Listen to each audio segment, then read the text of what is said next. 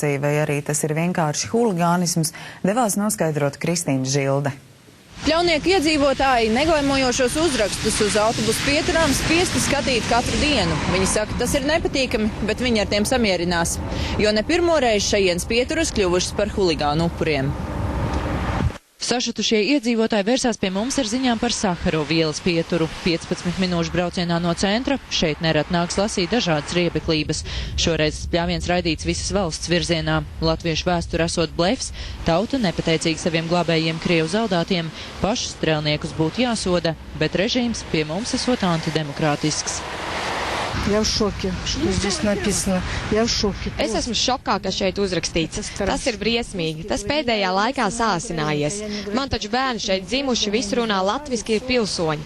Bet agrāk taču nedalījām latviešus un krievus. Tagad pat bērnu laukmiņā apsaukājas. Es pat esmu ukrainieta, nepilsoņi. Brauc pie dēla un sievieti pat liftā nelaiž, jo es krieviski runāju. Vietējie izlasa, nošausminās un aizbrauc savās gaitās. Rīgas domas satiksmes departamentam tā arī nepiezvana, lai arī sūdzībām speciāli ierīkots bezmaksas tālrunis. Pēc mūsu pastiprinātās intereses reakcija ir tūlītēja. Satiksmes departamenta būvinženieris apseko situāciju un apvainojumus ņems aizkrāsot. Pavasarī jau krāsot.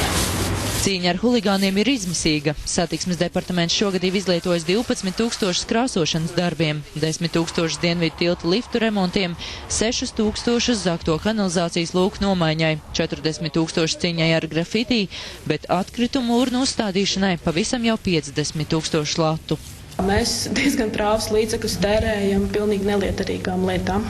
Bet kā būtu, teiksim, novērošanas kamera kaut vai šajā rajonā, varbūt kādu atturētu, vismaz divreiz padomāt vai ķēpāt? Mēs esam likuši novērošanas kameras dienvidu tilta lifta tūmā. Vispirms tiek izpostīta kamera, tad lifts. Novērošanas kameras bieži ir vienīgais policijas ierocis cīņai ar tiem, kuri sevi sauc par grafitī māksliniekiem. Šādi izdevies pie rokas noķert nevienu vandāli. Ir atsevišķi gadījumi, ka esam noķēruši pēc informācijas, kur ir snieguši, teiksim, taksisti vai garām gājēji. Arī nesen bija gadījums, kad tādu apķēpātāju noķērām pie vērmaņu dārzā, ja, un attiecīgi arī persona tika saukt pie atbildības. Tā kā mēs gribētu arī uzrunāt sabiedrību, lai vairāk šajos gadījumos nepaiet garām, bet noteikti sauc policiju un policija sauc pie atbildības. Atbildība nav maza. Administratīvais sods paredzēts līdz 100 latiem, bet, ja izdodas pierādīt, ka notikusi apzināta kaitniecība kāda īpašumam, var ierosināt pat krimināllietu. Tā no paša modrības vien atkarīgs, cik sakārtotā vidē dzīvosim.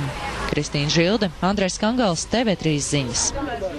Tiesa turpina izskatīt bijušo Pāreks bankas īpašnieku Valēriju Kārginu un Viktoru Krasovicku